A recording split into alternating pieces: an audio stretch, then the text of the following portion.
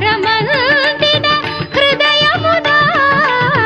అమృతగానమిది పెదవులదా అమితానందపు ఎదసడిదా సాగిన సాధన సార్థకమందగ యోగ బలముగా యాగ ఫలముగా